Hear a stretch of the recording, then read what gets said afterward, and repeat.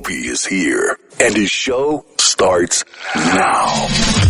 Sticks Renegade for Bert Kreischer, who is a man of his word. He came back today. Of course. I had so much fucking fun yesterday. Yeah. I told I was out until like 3 a.m. I was just bubbling. I don't when I come to New York, I've been doing like Travel Channel stuff and staying in my hotel and doing dinners. Yeah. I haven't done like the comic swing in a long time. I ended up in the stand last night. I fucking closed that thing with Ari and Big J. I had a fucking blast yesterday. So you've been partying ever since the Tito's. Oh yeah. And with that, I say good afternoon to Chris Distefano as well. Yes. Who's joining us. And I told Chris right off the bat, Chris, if you don't have a time-traveling story, then get the fuck out. I got nothing. Because this shit gets weird What now, do you mean man. time traveling? Like, he believes in time travel. Okay. Hardcore. His daughter believes in time traveling. like that you can go back in time?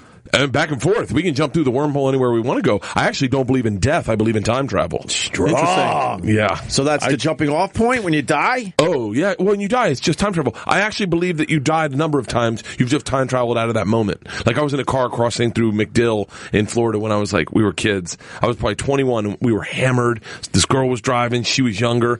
And she spun out. The car spun. Yeah. Like, Dodge car spun. Yeah. And then righted itself and kept going straight. And I was like, yeah. That's fucking time travel. Yeah.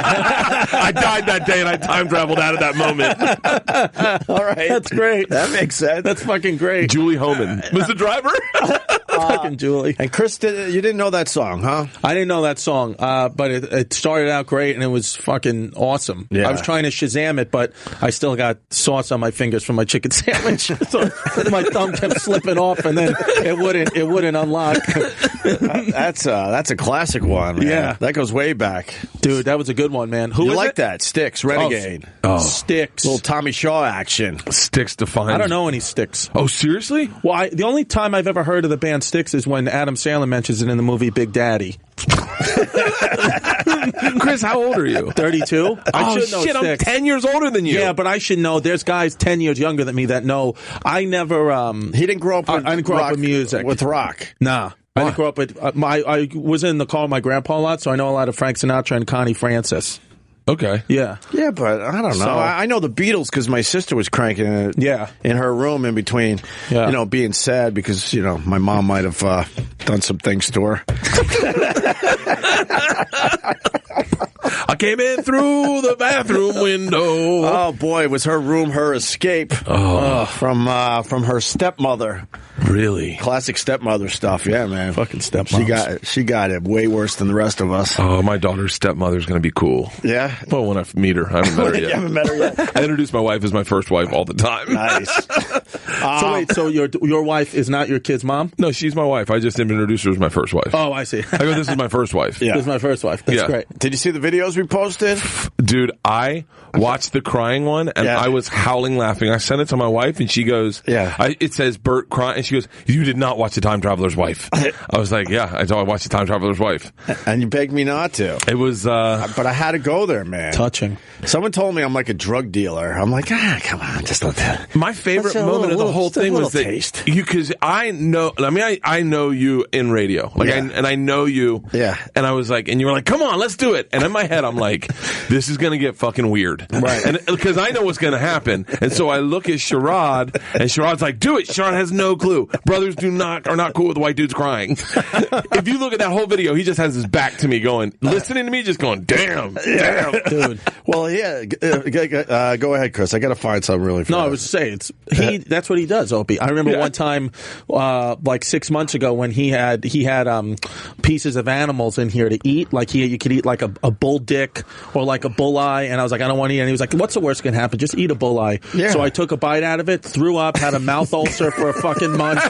Yeah, my tongue was numb, and then he's like, come on, Don't be a pussy. don't be a pussy. I fucking it was the worst. I tweeted Sherrod's line while you're bawling. And my wife, by the way, she saw the video. She goes, I think he's holding back. Oh, yeah. This is Bert trying to hold back from really just blubbering. If you haven't seen the video yet, just follow us on Twitter. Opie Radio, Opie Show. We've tweeted out a bunch of times already today. This is great. But Sherrod's line when you were in full blubber mode, he goes, "This nigga face all wet." My face was soaking.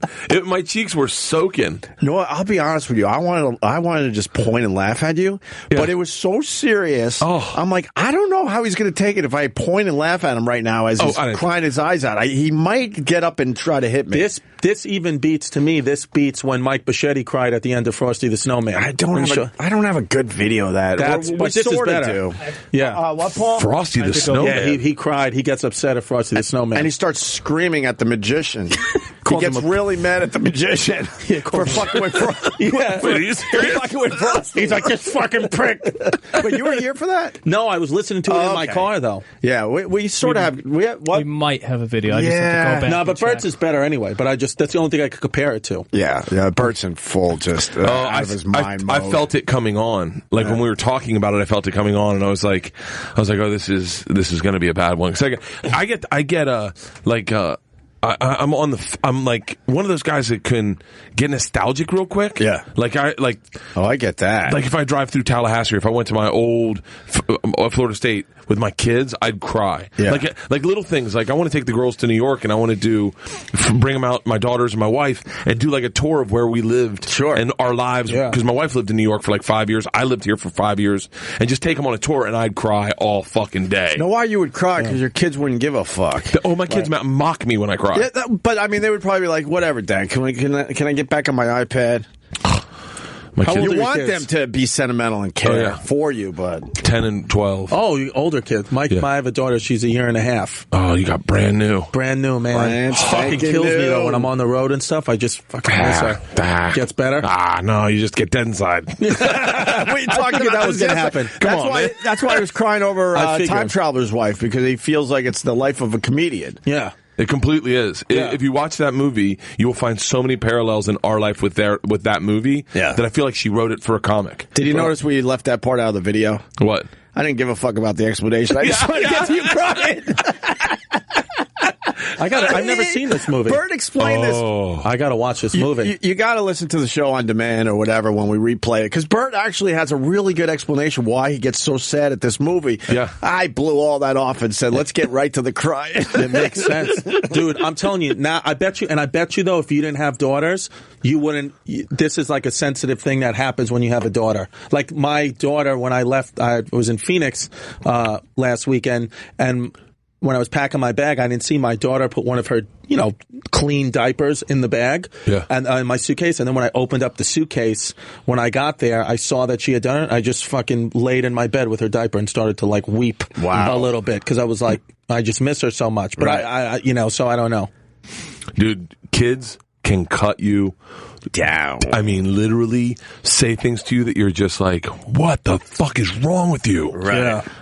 And like, oh man, I was telling you when we were renovating the house. Right. Did we talking about this? I'm not sure. Yeah. Well, you were talking about renovating the house. We're renovating the house. My travel channel deal is up in the air. I didn't know what was going on with that. Yeah. Birth Conqueror hadn't done well, and then Leanne schedules a vasectomy for me. They start tearing down the house, and George, my oldest, is like, they're supposed to move out of the room, and she goes, "Can you just give me one more night with this room?" Right. And my wife's like, "No, we need to get out of it today. They're demoing it tomorrow." And in my head, I'm like, "It's our money. We're paying fucking." Sure. And I go, she goes, "You go talk to her," and I go into her room, and George is just like holding it together. I can tell when George is about to cry. She's holding it together, and she just goes, "This is my childhood. That sticker I put in the day we moved in, and they'll tear it down, and I'll never have that moment again." Oh. And she's like, "I don't want to grow up, Daddy." And then hugs me, and I'm just sitting on her bed, holding it in. Yeah. And then she just looks at me, and she goes, "You can cry, Daddy." And I'm fucking, like sobbing. My wife opens the door and is like, shuts it. Oh. I know, man. I get that. Fuck. I went home yesterday because you guys were asking me the last time I cried. I couldn't remember, but I do have a good story. So I picked up my daughter from school a while back. At the time, she's only like 3, okay, with her giant backpack, and and all of a sudden she gets into this whole thing of, "Daddy, trees die, right? Yep. Cats die, right? Yep." And she's just listing everything that dies. And then she goes, "But people don't die, right, Daddy?" And I just start, bawling at that one. Yeah. Just because of the innocence of that whole thing. What'd you tell her? Of course you say, yeah, people don't die. You lie to them. Ruined their whole day at 3. You lie to them and tell them they go to the hospital. That's it. They go to the doctors. Let me tell you something. You have to. But, she's listing everything that dies and then hits me with that right, Daddy? And the confidence, like she knows as a 3-year-old that people, in her mind live forever. You know who fucked up that for me, my family? Amy Schumer. Amy Schumer? What'd she do? Yep. We go, Amy and I did a show together on Reality Bites Back. Right.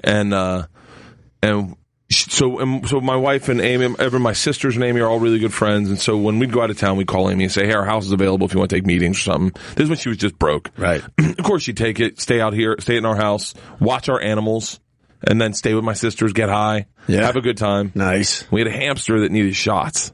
So we're gone for like a month.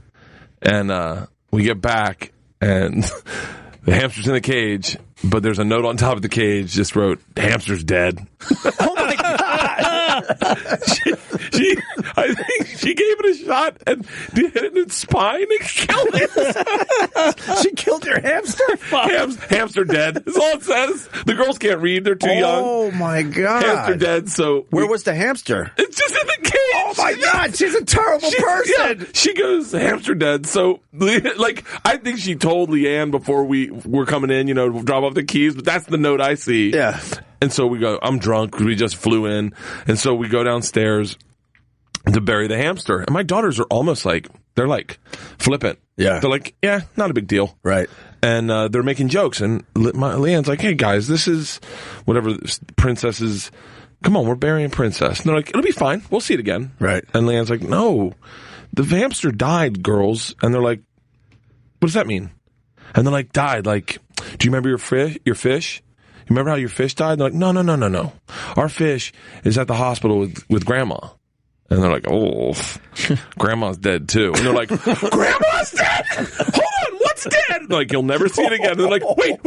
Pop-Up is at the hospital with Grandma. And they're like, yeah, Pop-Up's dead too. Oh my God. And in one moment, piled it all on everyone realized that that what death was. And I'm just sitting there going, fucking Schumer. She couldn't have just given this thing the shot the proper way. Or go get another hamster. Everyone knows that trick. Fuck.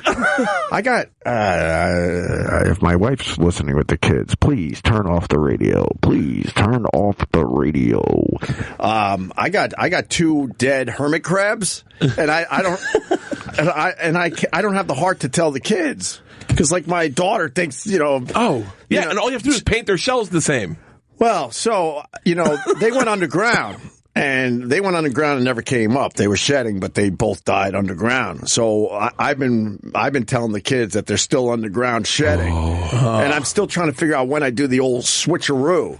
But every time I go to the pet store and see the new hermit crabs, they see the shells. Yeah. So they're smart enough to know, wait, Daddy, we saw that we saw that hermit crab yesterday at the pet store. Because that's one of our things. We go to the pet store a lot just to, kill time.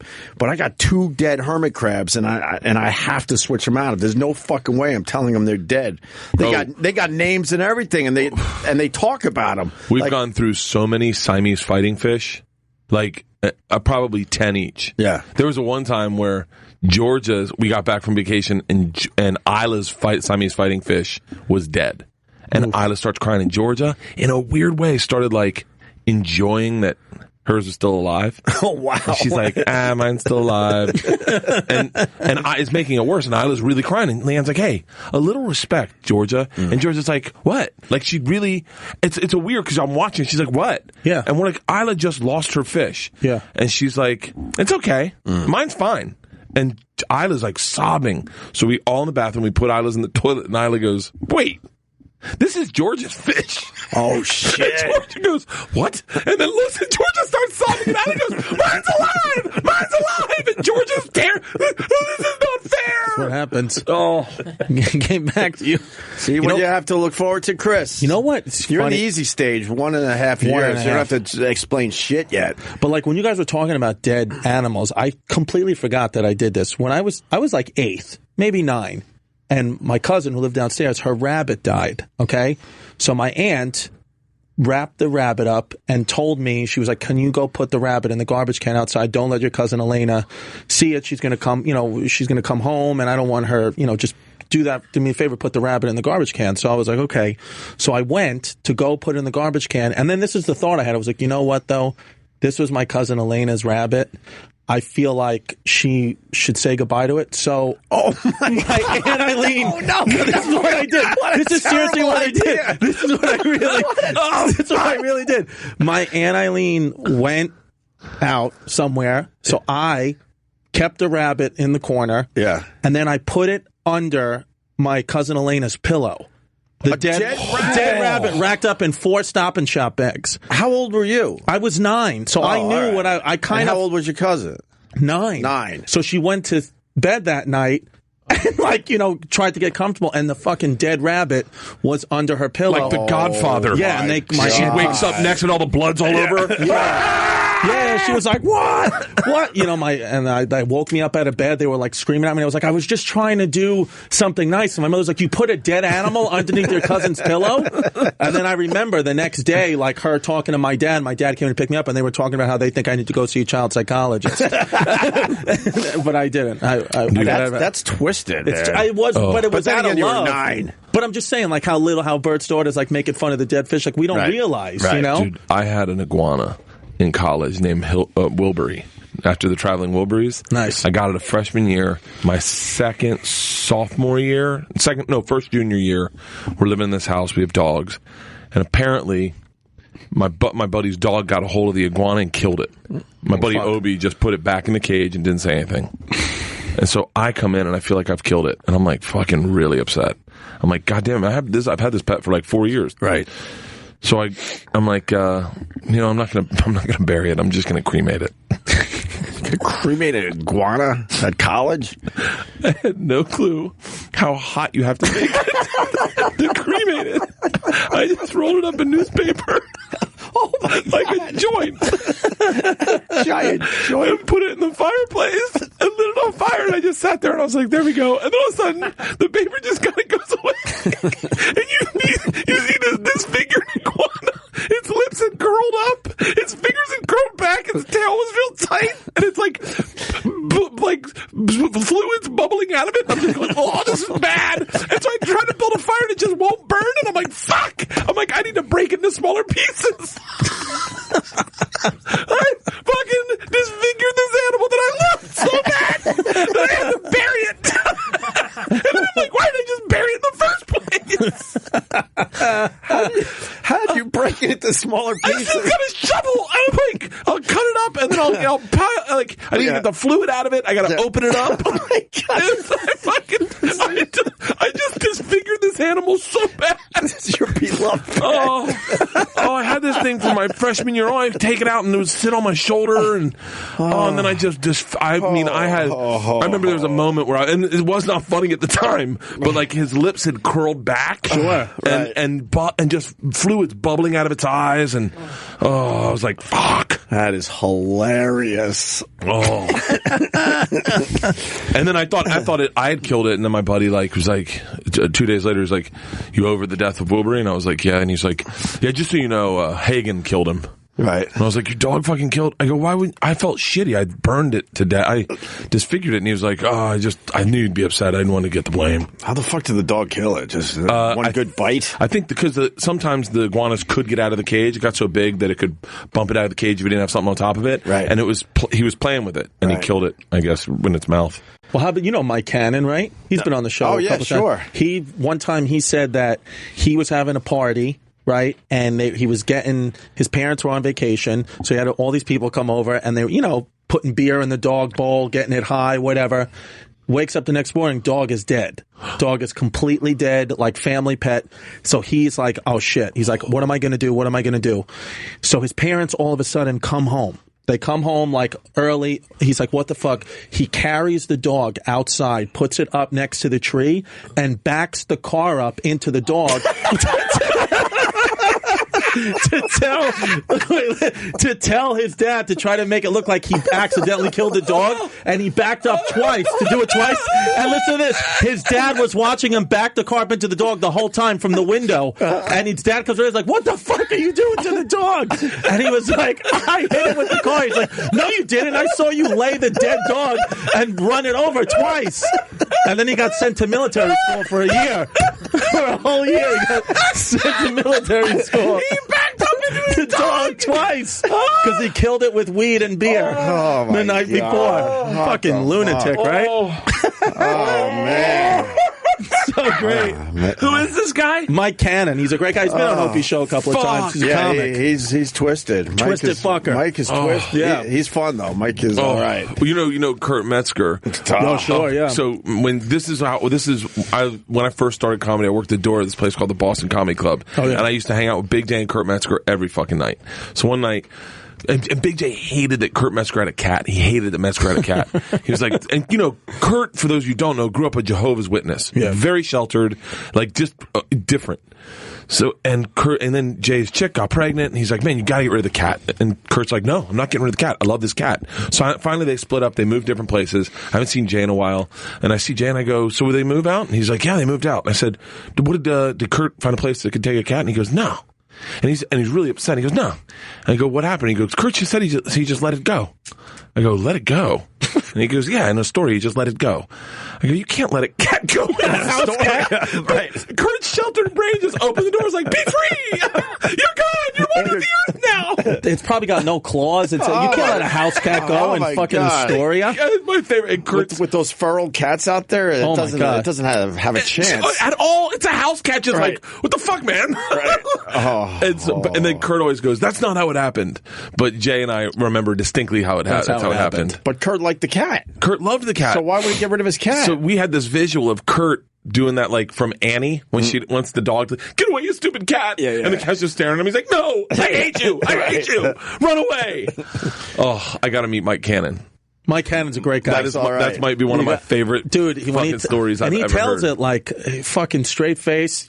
Like you're a lunatic. Right. I mean, look at him. He's a fucking psycho. There he is. My boy. He ran over his own fucking dog? Yeah. Oh, fucking guy. God. Oh, that's fucking hilarious. Yeah, he likes drinking? Oh yeah, he gets fucking hammered. I like him already. He was one. I just went to his wedding last month, and it was one of those weddings that you're like, this is, if I get married, this is how weddings. It has to be, man. The bride was cool as shit. Didn't put zero pressure on everybody. She was fucking mad that she had to get her makeup done. She was like, I just want to drink. So she came out, no makeup, and she still looked beautiful. And Mike is just there on fucking acid. He doesn't even, he's spinning the wrong way. Acid for real? Mike he's the best. Holy fuck, I want to party with this guy. His wife is he dropped acid at his wedding? Yeah. For real? Or mushrooms, I'm sorry, mushrooms. Get him on the phone. What's his number? Mike, yeah. Yeah, give it to our guys. I want to talk to Mike if he went to his own wedding on mushrooms. I fucking love this guy. That's strong. Ask him if he wants to start doing the road with me. You want his number? Chris, you want to call him? Yeah, we'll call him. They want to know if you're going to Edmonton anytime soon, Chris. I hope to. I just came from House of Comedy in Phoenix, so that's the same owner. Any fans out there? We did have fans out there. There were 15 people at every show, and 8 of them were Opie fans. So thank you. We got to start somewhere. Yeah, Edmonton is one fucking fantastic room. I've never been to Edmonton. It's one. I'm not even joking. It might be one of the best road clubs in the world. Why? What makes it so good? Low ceilings, spread out perfectly, like fanned out. Like you want a club to be like not too deep, but go off on the sides and go deep to the right and the left.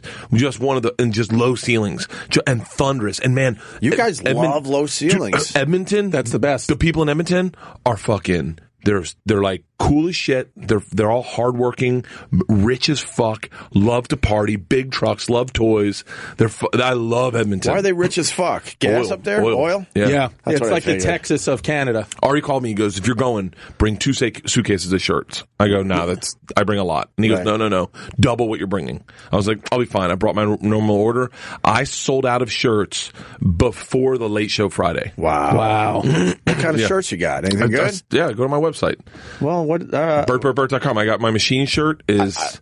we only have 3 guys that work on the show, and one's calling Mike Cannon, so we're short right now, so I can't check out your website. I have one that's my face in Russian propaganda art. It says, I am the machine. I think I sent you one. I sent you one. I would wear that shit. I got another one that I drew called Fat Shaming is Real. It's me as a fat mermaid. Right. I got a shirt from the time I fought a bear that says marshmallow, but it's a bear's face. Nice. And I got a bunch of merch. Where do they go? BertBertBert.com? Yeah, go to BertBertBert.com, but I think it's been hacked, so it might be midget porn. Well, when the fuck are you going to get your website back? I told my every time I pull it up on my phone, it comes up fine. But everyone says when they Google it, midget porn comes up. Midget porn? Yeah, type in Bert Kreischer and just see what comes up. Naked cowgirls, what is vagina kokobaki? Is that your website? Yeah, go click it. Yeah, click it. BertBertBert.com is not working right now. That can't be good when you have an hour special coming out. Maybe everyone's hitting your website right now for the T-shirts. Yeah, that's probably exactly what it is. Bert's got a special on Showtime coming up November 11th. Showtime is a fucking nice place to have a special now. You think? That changed Sebastian Maniscalco's whole career. Dude, I just watched one of the videos he put on Instagram. Yeah. You know, he had me fucking howling laughing. Funny motherfucker, man. There you go. There's my website. Yeah. All right, it popped back midget up. porn? Yeah. Yeah, you're good. Oh, November 3rd, your birthday's coming up. Yeah, I turned 44. You don't look it. Yeah. Those T-shirts are all right. Yeah. Those are good T-shirts. And by the way, I also have my T-shirts at ChristyComedy.com. I have one T-shirt for sale at the Hungarian flag penguin. It sells very well. Sells very well. I just sells very well. Bert's, she got a lot better shirts, but I have a shirt. What makes that Instagram video so funny, Bert? You can't just say that. It's a good joke. It's about marrying a Jewish chick, and he's just like... He's like, I love the way he does it. Like, what I love about Sebastian's comedy is he incorporates his dad, and his dad is a great comic voice. Like, he told his dad when he was a kid, I'm just doing his bit, but he's told his dad when he was a kid he wanted a dog. He goes, yeah, the neighbor's got a dog. Go down the street and pet that dog, then come back and mow the lawn. Like, he just love that. The voice of his dad makes me laugh. Very cool. Yeah, he's good. We're trying to get Mike Cannon on the phone. We'll see if we get him. I texted him, too. He may be in he finally has an opportunity to be on the radio show. Well, he's at that point He's at that point in his career now where he's just starting to get some things. Kill himself? Well, no, he was, but now he's starting to get some things popping, so he's always in like a meeting. Oh, okay. Or like he'll always be like, I'll text you back in 10. I'm like, shut up, homo. The meeting stage. What's going on in his career? No, well, I think he's just got, a lot of new opportunities. He's involved in, I think, pilot thing with VH1, and then he's going to get on the Colbert Show. All right. Yeah, so he's one of those. Things are happening for him. One of those guys, yeah. Also today on the show, Jim Brewer might be checking in because he might have chickenpox. Oh, wow. That's dangerous at this age. Didn't we talk about that last week with him? And so he has it. Yeah, did you get your fucking shots? The flu shot? No, the chickenpox shot. I got chickenpox when I was a kid, so I'm immune. But, I mean, he must have had chickenpox when he was younger. He said he did not. What was he talking about? Like his kid had it? Or his kid had it, and then he was saying he was... what, Paul? His kid had to get the shots. Yeah, well, now he's got it. What does it turn into if you're older? It turns into shingles. Yeah, which sucks. They say that sucks. Brewer's got fucking chickenpox? No. Which would be shingles. No, we don't know that officially. Brewer's got chickenpox. He's at the doctor's office right now, and he wants to call in. Jim Brewer is contagious. Especially if he has chickenpox. He forgot. We did radio on Wednesday. He forgot he had a theater show on Saturday. Remember? He had no idea that he was at the Tarrytown Music Hall. Yeah, we helped him out. How do you just forget that? He was going to blow off a theater show. He had no idea. If it wasn't for me and Chris. He was going to go to L.A. and just fucking have all his fans waiting there. All right. I don't think Mike Cannon's going to call. Well, maybe a little later. Yeah, I texted him. He's in a meeting. Because we only have Bert till 4, and then he's got to do a classic rock hour or something. You ready? You ready to do that? Oh yeah. Did he change up any of your songs? No. I got my list all perfect. All right. Oh wait, hold on. I just got a text from Mike. Yeah. I'm filming a movie right now. Wow. Should I call back? What do you mean? Jesus, Mike. Filming a movie? I thought I was the one with the career.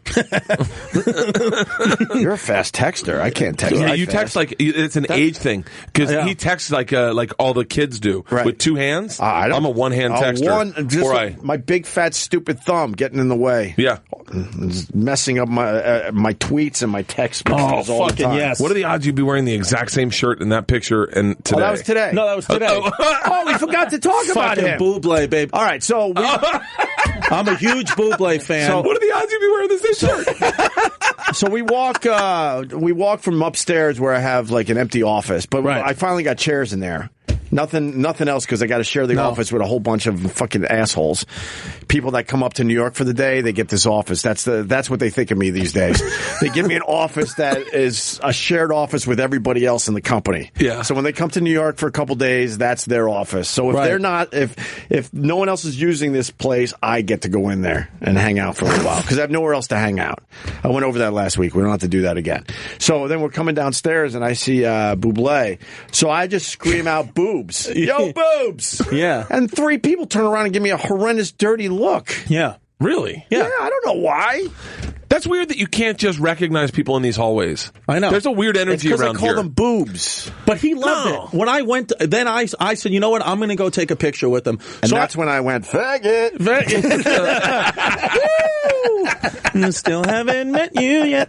I walked up to him and I just go right away. I was like, "Who's your favorite hockey team?" Because I was wearing the Islander stuff. And then he goes Vancouver, and I was like, "Nice." And then I was like, "Can I get a picture with you?" And then he took the picture. And then it was like, "You should come on and do the Opie show." And then some guy, from Sirius was like, "No, you wouldn't like that show." I was like, "Yes, he would." And then some lady was like, "Yeah, he would be great on the Opie show." I was like, "You'd be great." Right. And then he said he can't make it. And then I was on my phone trying to show him that I actually am a real fan. Like I got his music downloaded. Yeah. And then he fucking was like, "Why are you looking at your phone?" Like he got mad at me. Right. I was like, "No, I'm just trying to show you I like your music." And then he got pulled away. So I think Buble thinks I'm a dick, even though I'm a big fan. So his people don't want him to be on our I don't know our if it was show his here? guy. It may have been his guy. I don't know. And you're a fan?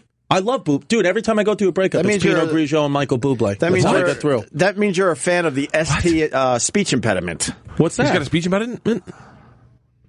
Oh, go ahead, Eric. Tell the people instead of telling me. Eric's getting all mad at me. What happened? Because they had a huge segment where they destroyed him for having a speech impediment during a Christmas special. You did? Buble? Yeah. Yeah, maybe he wouldn't like the show up. What was the one song? World on a String? I got the world on a string. Shut up. I'll find the song. Oh, when you hear it, Bert, you'll never unhear it. But I'll find the song. Spreading the news. Let me fucking turn you on to Let me hear it, something let me hear it. I'll today. find the song, but he's got a limited amount of time. Mike Cannon's on the All right, hotline. go So find grab him. World on a Oh, we got Mike. String. I forget He's how a he busy says it. man. He's filming a movie. Mike Cannon, how are you, buddy? Been a while. I'm good, dude. I know, man. How you doing? Good. What movie are you filming? It's an indie movie, so, we'll see if it goes anywhere besides Pornhub or something. All right. Well, we got Bert Kreischer and, of course, Chris Distefano in studio. And Chris said he went to your wedding very recently, and you were at your own wedding on shrooms. I need to know if this is true. Listen, I didn't do full mushrooms, but I did do quite a few edibles and a couple bumps of coke. So I thought you were on mushrooms. Don't worry, it just got better. Don't worry. Scrap the mushroom story. Some edibles and some bumps of coke. I fucking love this guy. yeah, I was being pulled in several different directions. I really couldn't tell what was what, and I missed my favorite goddamn song too. I was furious. What song? I don't know. What is that? Sia and Sean Paul, Bida Bong Bong, whatever song that is. I don't know, yeah. All right. It was your music. I was telling you were the best wedding ever, and that Nicole was great because, she was getting her makeup done and just wanted to drink and have fun, and she was fucking mad. This is what I need to know. She got so fired up, she started doing push-ups in the middle of a dance circle on the floor. Bert loves you. Oh, do you guys want a double date? Bert Absolutely, loves man. I'm you. a huge fan of Bert's, by the way. I read his book and everything. I love Fuck. Bert. I'm a big fan of yours, and we just met. I fucking love you. Dude, you guys got to do the road together. Somebody will Holy die. shit, man. So here's the deal. So family dynamics. Who gave you the edibles and who gave you the coke? That's what I need to know. Everybody gave me edibles because I'm a huge pot fan, so I was just eating them constantly. Yeah. And then at one point, I think after my 6th tequila shot in the first hour of our reception, somebody was like, "You need to wake up a little bit." So then I shot to Jupiter on a couple key bumps. You need to wake up. Wow. Yeah. Yeah. And then I just remember yell singing for the rest of the night. It wasn't very melodic, but it certainly was passionate. Yeah, dude. Oh, great. Mike's a great Cannon's the guy. real Hey, deal. I want to see a picture of his wife. Yeah. How long have you been with your wife, man? On and off since we were 10 years old. No kidding. Yeah, a long time. Yeah. Since they were 10? Yeah, I mean, now this time, our official date of getting back together is when the Giants beat the Pats to make them go 18-1. So that was by far the best night of my life. Oh, this might be one of the best bros you could ever fucking have. Dude, he's day one. Mike and I met literally the first day I was doing comedy. I bet I fucking got Dimitri Martin, and you got Mike Cannon. I got fucking Mike Cannon. Fucking Dimitri's like, yeah, dude. You want to go to a museum today? Yeah. No. Dude, he does smoke so much and party so hard, his hair is full-blown gray. He's 29 years old. He's got gray fucking Richard Gere hair. Just from full-blown party. Mike Cannon? Mike Cannon's got gray hair, salt and pepper. So you went gray since the last time I saw you? Yeah. Dude, I mean, I've been graying since I was like 20, 21, but it's, stressful living. That's his wife. There's Nicole. That's his wife? Yeah. All right. Beautiful girl. Shut the fuck up. There you go. Mike's doing all right for himself. And Nicole is a cousin of the late, great Mike Distefano. Oh, I didn't know that. Yeah. Are you serious? Yeah. Mikey used to do the show all the time. Mike used to do the show all the time, so there's another connection there. Loved Mike. Yeah. Yep. Very good. Now you just brought us all down. Now I'm thinking about Mike. I know, but they went to fucking where'd you go for your honeymoon? In Monkey Temple? I went to Bali. I was going to do mushrooms in Bali, but they told us that they have like this lawless island called the Gili Islands where there's no hospitals, no police, no anything. But they don't sell weed, but they do sell mushrooms. And I asked around, and they said some of them are good. It's like a 3-hour trip, and then others they dip them in acid, and you might be gone for 16 straight hours. So I was like, well, I'll pass. You would pass on that? I'll pass on that opportunity. You would definitely pass on that? Acid's maybe one of the most scary fucking drugs I've ever done in my life. I'll never do acid again. I don't want to be in a Balinese prison seeing God. What made acid so scary to you? To me? I've never done acid. I've done high dosage of mushroom. That's what they say. The acid, man. That's your connection to the aliens, bro. No. That's the connection to the aliens. 10 hours of you not being able to turn it off. I'm doing DMT in a couple of weeks. Okay, hold on. Okay, you got to listen to this. I might be fucking this up. I think it's not Ryan Stout. Shit. It might be Ryan Stout does DMT with Shane Moss on a podcast. Yeah. And it's one of the fucking craziest things I've ever heard in my life. Oh, shit. Yeah. I'm 100% listening Who are you going to do it with? Shane, too. Do you know Shane? Yeah, I've met him before, and I listen to his stuff. It's great. Dude, hook up with Shane and do DMT. He's like a fucking guru for that shit. I'm doing it with my buddy who's a shaman. He married us, actually. Jesus Christ! Tim's a shaman. Married by a shaman. Oh, yeah, I forgot that part. Yeah. How do you leave that out? How do you leave that out? I don't, because he was on coke. It was. Well, How do you forget shaman? the guy comes in on an elephant and hops off and he's like, I'm here to marry you. Oh, that's right. He got married by a fucking shaman. How long is the DMT? And I had a buddy that read the lyrics to Thunder in Your Heart from the BMX movie Rad. So that was pretty. That was a special moment. That was fun. Too. Hey, did parents come to this wedding? yeah.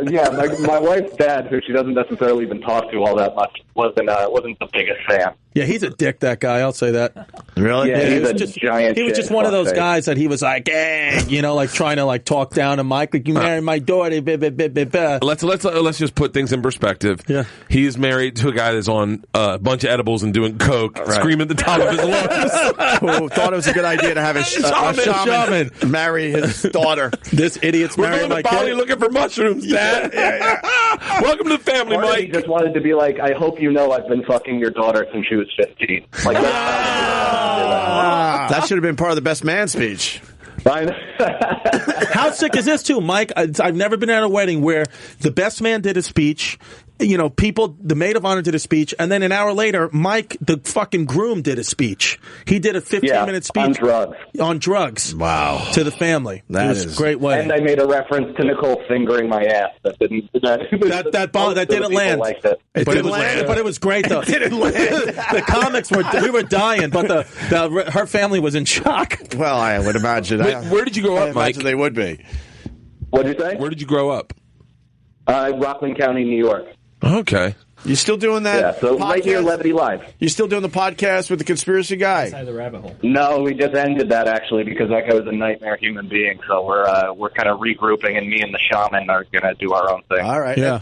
And a DMT trip, how long does that last? Like 15 minutes? Is that the one that's like 15 Earth minutes. 15 Earth minutes. Yeah, so it could seem like a lot longer because I think anyone can handle a 15-minute trip. No, Opie. No. Listen to this podcast, and you listen to them do DMT. Yeah. And you're never the same after that 15 minutes? I'll just tell you, no, you come out totally fine. But I will tell you, in listening to it, I had a panic attack listening to it. Because you hear him doing real guttural, like, and Shane's like, hey, man, close your eyes, man, close your eyes, don't fight it. You can hear him fighting it. Right. Oh, my God. Check to see if it's DMT and Shane. Oh, is this it? I don't know. Is it Ryan Stout? I want to say it might be Ryan Stout. With Ryan Isn't Singer? that what happened with Rogan and Stanhope? Didn't Rogan say that Doug started foaming from his mouth and was the only slippery moment he's ever had with it? I don't know. But Rogan's a big proponent of DMT. Like that. Yeah, what do you get from the DMT? You just see, like, what? Ryan Singer. It's Ryan Singer. It's Ryan Singer. It's the ultimate hallucinogen. It's the most powerful and also one of the most illegal. But it gives you the answers, I suppose. Yeah, the answer. See if you can find that clip in there, and it's towards like you can just start skipping through. And I'm telling you right now, if you hear the audio on this podcast, you'll be like, "Holy shit!" Right. I might second but then he comes out and he's like, "It was fucking amazing." Really? But yeah, you go to a different place. So wait, DMT is the chemical that's released right before you die? Yes. Yeah, that's what and that, also that's during what that is. REM sleep, straight from your pineal gland. Nice. It's amazing that that I mean I would have definitely done that if I was around when I was in college. I would have definitely done it. Right. We did everything. Right. Yeah. But you're not going to do DMT now? I won't do anything anymore. I took mushrooms one time on accident. Not on accident. I did it on purpose. But I was an adult. It was me and I won't say names, but like Billy Gardell, Pete Corielli, and we all. No kidding. But I did take mushrooms, and I didn't realize there was a third show in Dallas. Was it a different experience being older? It sucked because I was like, a massive, overwhelming sense of responsibility landed on me, and I was like, oh, I bet. Fuck, man, I'm responsible for people. Yeah. Like my brain is the only way I make money, and here I am fucking with it, and I was like, Pete Corielli just grabbed me. He's like, bro, we'll go to the fucking piano bar, we'll sing Billy Joel. It's gonna be fun, man. Drink it away. And I was like, you're right. Yeah. And we just had a great time. Oh, so you were able to get out of that? I was able to get out of it. Yeah. But I'm just wondering because I did mushrooms when I was in my early 20s. I wonder if it would be a different experience when you're older. Ari gave us all mushroom. Maybe I shouldn't say this. Never mind. You want everyone just to forget what you said. I definitely shouldn't say this. Ignore what you just heard, people. But Ari is always finding mushrooms, and he gave some to me and my wife, and he was like, you guys should use these and have fun, and I was like. So I took them home. I was like, babe, I got mushrooms for me and you. And she's like, yeah, we're throwing them fuck away. Oh, really? And she's like, those are not sitting in our fucking house. She wasn't going to entertain so them. I just gave them to somebody else. Yeah. Doing them with your wife, though, is one of the more powerful things you could do. I remember I kissed the bed once, and then I did them the next morning with my girl. And we just laid on the barren mattress and just realized that we were, meant to be. It was fantastic. Yeah. No, my wife would be like, we need to clean this house. I wouldn't mind doing ecstasy with my wife. Yeah. She'd never do it, but I would love to do ecstasy with her.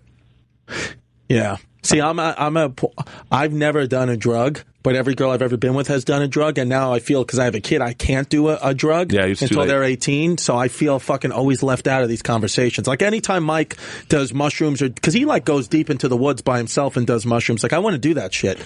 I want to go with him, but I just feel like I can't. You should start with a Klonopin. Yeah. Those are really fun. You should start with a Tylenol PM. You should start, all right. You should start with some NyQuil.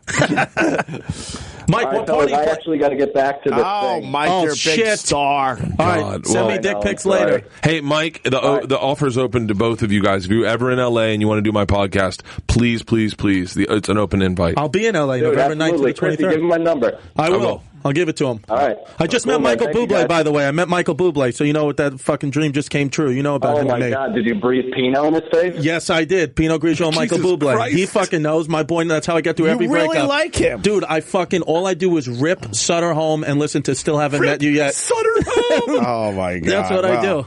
Well, I'm going to turn Bert Kreischer onto the speech impediment today. Okay, let's hear it. All right, Mike Cannon, thank you, buddy. See you later, Mikey. All right, thank you, guys. All right. Have a good one. Yeah, right on. Good call from Mike. Eric, you got the song? Yeah, man. What happened to Eric? How you He's doing dead. with that? Did you find it? I'm right here. Oh, you got the song? Did you find it? Second. Not yet. All right. I got to turn Bert onto this before he leaves us at around 4 o'clock or so. It's in part 2. It's definitely in part 2. You're on part 1 right now. All right. And he's trying to find the... I was in a car. It was riveting. Ryan Singer. It's not Ryan Stout. Ryan Stout does not do DMT. Ryan Singer does DMT with Shane Moss. And I'm telling you, I was with my assistant. We were in the car, and both of us were staring at each other like, holy shit. All right. Fucking crazy. We'll find a piece of that. Eric, go ahead. All right. This is I got the world on a string. I've got the world on a string. You'll never unhear that. Oh, you should have taken a selfie with him. Hey, real quick, Buble, you mind if we take a selfie? Are you from Barcelona? Is that your polyester? There's your boy, Chris. That's my fucking boy. Open the door so I can yell boobs again. Yo, boobs! I asked him what size waist. 32 for the people. 32. Wanna know. Yep. I was thinking more like a 31 on 32, on the but boobs. yeah, it's not. That's a European. Yeah. Can you start the song from the beginning? No. I just like that. It's even better to hear the build up. hear the build-up. Everything All right. else is good. Because he nails every other. He nails every other word. The intro is way too long. That's Okay. why we have it cut here. All right. But play it out from there then. Do it again, but Yep. play it out. Here we go. Because everything else is great. I've got the world on a string. I'm sitting on a rainbow. Got that string around my finger. I've got the world on a string. That can't be real. Because he doesn't sound like that in his other songs. Oh, yes, he does. Yes, he does, brother. Yeah, because I still haven't met you yet. Hang on. Put on number 10 on that album, Thuffer and Thuckatash. Hang on, because we've done hours on this, And you will never unhear that, my friend. We just fucked up Buble for you. we'll put that old bit on the podcast for this week. How do you become a big... That's like... He's enormous, and he can't say. He can't say. You know straight. what? What? No, because when I asked him who his favorite team was, he did say the Canucks.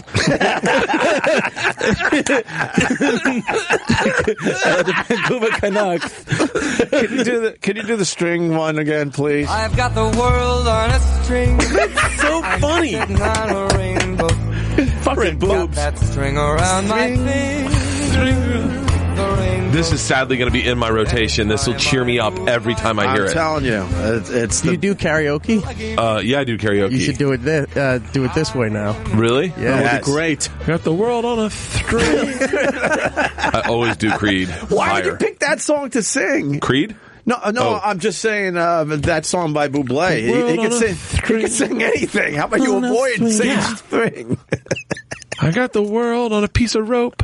A little piece of yarn.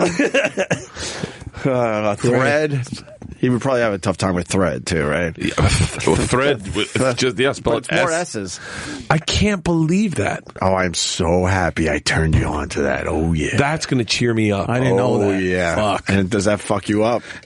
Shit. No, Little it bit. doesn't. But now when I listen to the song, his music, I'm going to be looking out for the F.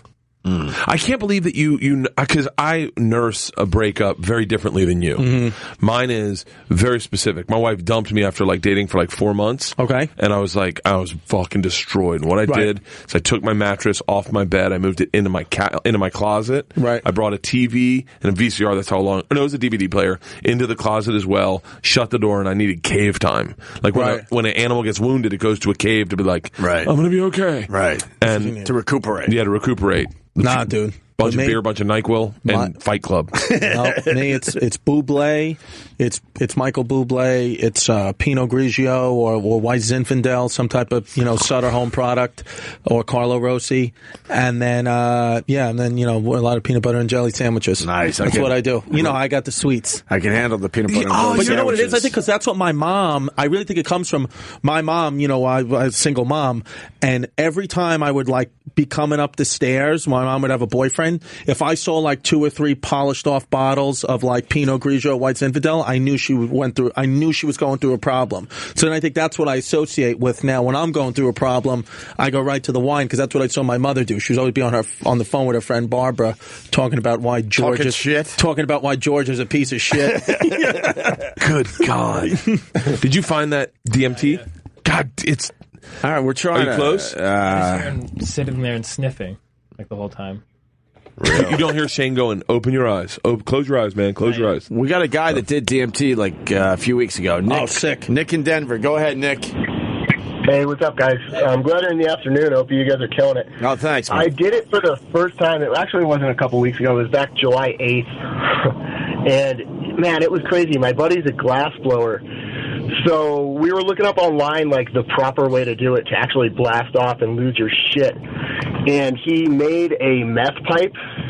And I guess you're supposed to hit it 3 times with no oxygen in between. So you take a full hit as much as you can, blow it out, immediately take another hit, blow it out, and take another hit. And during the first hit, I remember thinking, like, oh, shit, this is what my life has come to. I'm fucking smoking a meth pipe in my buddy's basement. And then after the second hit, the dude that was on the phone was talking about, like, 15 Earth minutes. That totally makes sense, because just while I was hitting it, everything slowed down and all my thoughts were really, like, compressed. But during the second hit, I started panicking and I kind of just lost myself, and I realized how insignificant and what a piece of shit I am. And then by the third hit, I was gone. I was, like, out of myself, and I just remember just laying back, closing my eyes, and all I could see was a whole different world. And it's completely unbelievable, and it sounds crazy. I don't know how long I was there with my eyes closed, but what I saw was just like red laser lights, and there were 2 little things. They were like living, like they were made of red light too. They looked like mechanical elves, and they were there, but they were just observing, and I didn't even really notice them until I thought about it later when I came down. But anyway, as I started coming down, this must have been like maybe 5-10 minutes into it, I started kind of getting myself back, and I opened my eyes, and the same, like, red lights that I saw, like, everything was outlined in red lights when I'd opened my eyes and closed them. And it was there. I'd closed my eyes, and all the red lights were there. But the lights were so detailed. There was, like, it was like looking through a kaleidoscope, and it was insane. But, I mean, on top of just all the visuals, you go crazy like you do on acid and mushrooms. So it's like the peak of the acid high, just condensed down into like 5-10 minutes. Like, I lost my shit. Would you do it again? I did. I did it again a month later, and it wasn't nearly as strong. But I started coughing through the second hit, so I don't think I got like as good of a, I didn't get as good of a high. I didn't get as much drug delivered. They say that is the closest thing to time travel is DMT. Right. Dude, it was, sorry to interrupt. No, I apologize. It was insane, and it wasn't even like, I was going into another dimension. Like, I don't even know what it was. It's nuts, man. It was the most traumatic experience I've ever had, and it was terrifying, but it was like very, like, afterwards it was very therapeutic, because I realized, like, how insignificant I am. It crushes your ego, and it makes you realize your little insignificant shit is nothing. All of our shit that we worry about from day to day is nothing. Don't you think scientists should be studying the DMT? Dude, our brain naturally produces it. Of course they should. Like, it's produced in the pineal gland, and it's released, they say, when you're born and when you die or have near-death experiences. I bet you they are studying it. Because it seems like a lot of people say you could communicate on a whole different plane, so I think you hand that over to the scientists to try to figure that shit out. Did you guys see the spirit molecule? Like, Rogan was in that. He was, like, basically the narrator. But that's based on a book, and the book goes into huge detail. They did study it where they were actually injecting people with it. So, I mean, obviously, that's like the way to just completely blast off. And they all, there was a lot of things that were common between everyone's experience, but one of the biggest ones was something outside, whether it's aliens or reptiles made of light or something that's observing you. So there's something to it, man. There's crazy. I talked to Shane Moss. If you haven't had Shane on, you should. He is fucking fascinating. He's really into psychedelics. He does a whole tour where he's on tour right now, and he talks about psychedelics. He's also jumped off a cliff, broke both his heels, and it's kind of been hobbled from it. That's a fucking crazy story. Right. But what? he does ayahuasca. He does all that shit, and he loves it. And he's got really interesting perspectives about it. Like he he was like, you should really get into it. You should try it. But I just don't. I don't have that. I don't have that brain. Man, I couldn't do it. Scares you a little bit, right? Yeah. All right. Thank you, Nick. Oh, go ahead. Yeah, thanks. But well, I was going to say, when they do the ayahuasca, they make a tea and it has something in it called a monoamine oxidase inhibitors, and that's actually old school antidepressants are monoamine oxidase inhibitors. And monoamine oxidase is this enzyme that actually breaks down DMT. That's why it's cleared so quickly, because your brain's crawling with that enzyme. So it chews up the DMT, but when they're using the monoamine oxidase inhibitors, it keeps the drug around for prolonged periods of time. I mean, I couldn't even imagine that. That's insane. I'll tell you why I can never do this, because I can't remember all these words. No. Monoamine No, it's an MAO inhibitor. You can just abbreviate it MAO. Oh, MAO. An MAO We can inhibitor. handle that. MAOI is what they call them, dude. Yeah, right on. All right, Nick. Thank you so much, buddy. Bert's got to You guys are go. awesome. All right, I gotta go. appreciate it. I'm gonna find this clip for him and I'll try to be back after I do this thing. I didn't tell you my time traveler story. What's your time traveler story? You have like 2 minutes? Yeah. All right. So we got fired from radio in 2002. All right. And somewhere in between 2002 and 2004, I started seeing the number 11 a lot. Yeah, but I've looked it up. A lot of people see the number 11. Why are you hitting the counter? 11, I see it all the time. 11's my lucky number. My Showtime special airs 11/11. 11. Keep going. Okay, so You then got me. So then 11. I mean, I was seeing it all the time. It was starting to freak me the fuck out. And then somewhere in there, I started seeing the number 9 as well. 9/11. Okay, but it was 11, and then the 9 started squeezing in there. So it seemed like every time I saw a number, it was either a 9 or 11. It started freaking me the fuck out. My dad, he's no longer with us, but he was a pretty deep fucking person. He believes in the afterlife and all that shit, and he believes in near-death experience and blah blah blah. So I had a conversation with my dad. I'm like, this 11 thing is freaking me the fuck out. What do you think this is about? And he threw an explanation out there. He's like, you know what? You were on the radio in New York. 9/11 happened. Maybe it's the people that died on 9/11 and basically giving you a message like, don't fucking forget about us when you eventually get back on the radio, because we were off the air for a little over 2 years. All right. Yeah. So fast forward, he's fully aware of this whole 9/11 thing. 11/11/11, 9/99, 9/11, 11/09. It was all the fucking time, and we discussed it a lot. Fast forward to 2004, he dies in a horrific car accident right outside the house that we were brought up in. Horrific, T-bone, dead. Okay, so I go to the accident site, and I'm like, I lost my dad unexpectedly. I thought I'd have him another year or two, even though he had a bad heart, but he died this way in a car accident.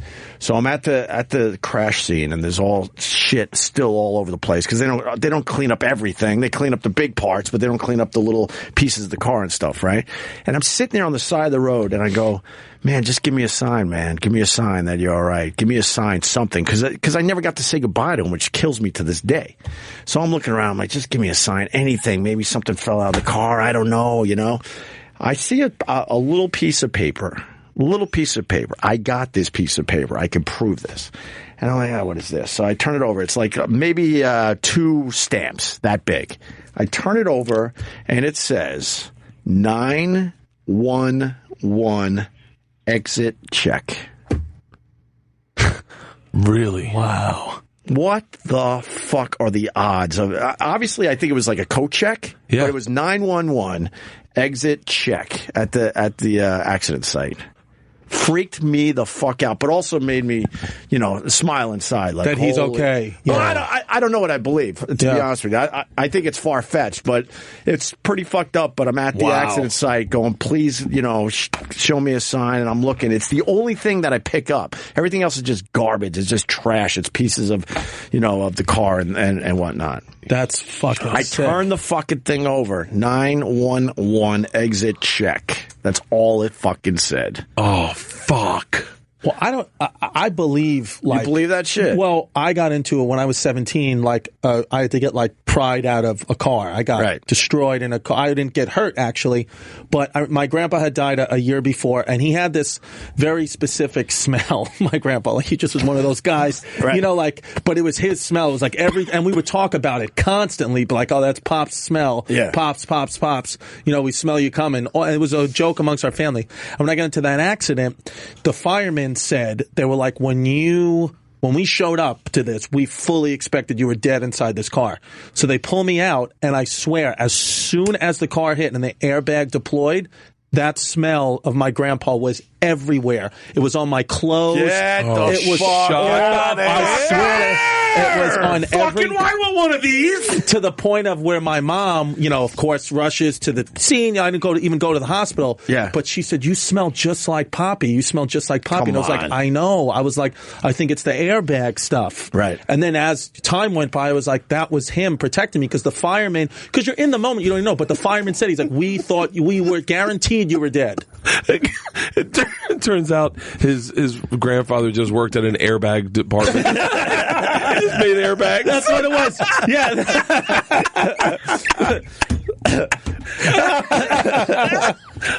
That's what it was. God, that's good. One other thing, I wish you could stay for a little longer, but so then my friend from LA flies in for my dad's funeral in the wake. He was there for me, which was awesome, right? And then I'm driving him back to the airport. I think he was flying out of Kennedy, I believe.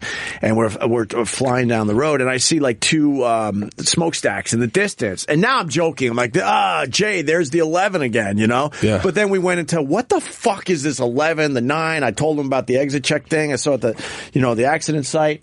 And I'm like, what do you really think this is about? He's like, I don't know, man, but it is weird. Because he saw, like, my mom was still in the hospital from the same accident, and her numbers in the fucking hospital were popping up 11 and 9 a lot. Shut up. Wow. And he even saw that, and he doesn't believe in shit. He thinks you die, and that is it. And he's like, I'll be honest with you, that is pretty fucking weird, man, because I saw it with my own eyes, right? That's fucking insane. So we're discussing it on the way to the airport. I see the smokestacks in the distance. It's an 11. Now we're just going for the joke. I'm like, oh, Jay, another 11, And then I'm like, what do you think it's about? He goes, I don't know, man, but that is weird. At that moment, a car cuts us off. He has a vanity plate that says, it's a clue, and then takes off. I go, Jay, did you fucking see that? It's a clue? I swear to God, that's what his fucking vanity plate fucking said. I go, you saw that, right? Now we're both fucking freaking out. Our hair is like standing up, like, what the fuck are the odds of that? So I try to catch up to the car because I'm like, we got to make sure we just saw what we saw, right? Could never fucking get to the car. I could never fucking. Still to this day, do you think you know what it means? Do you have any idea what the clue is? Or I know. I mean, no. It's a clue. It's just weird. Fucking. It might have been just some dumb coincidence, But it fucking freaked us out. It's a clue on vanity plate. 11, man. I'm telling you. When they called me about my special, they gave me a bunch of dates, and then they pulled it all, and they go, it's just going to happen on November 11th. And I immediately was like, fuck, yes, 11, That's 11. it, man. 11, 11. I always put, when I was on Cowhead's Cruise, I put fucking $20 on 11. It fucking hit. Nailed it. Well, no, I lost a bunch before that.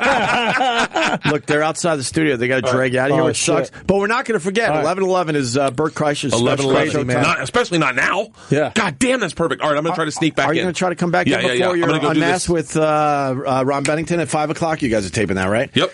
Bert, what a fucking this has been so much fucking fun. What a fucking joy this has been the last 2 days. Hopefully you come back before the end of today's show, all right? I will. All right. All right, I'll see you guys. Man, Bert's got to run out. You too, man. And the Bert Kreischer videos are up on YouTube. You might squeeze another one or two.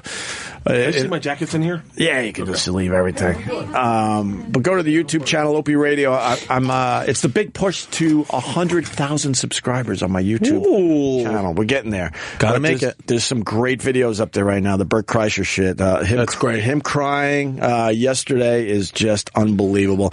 And also check out the one we posted a little while ago, 1 hour earlier. It's hilarious. 1 hour earlier is going to be a great fucking video.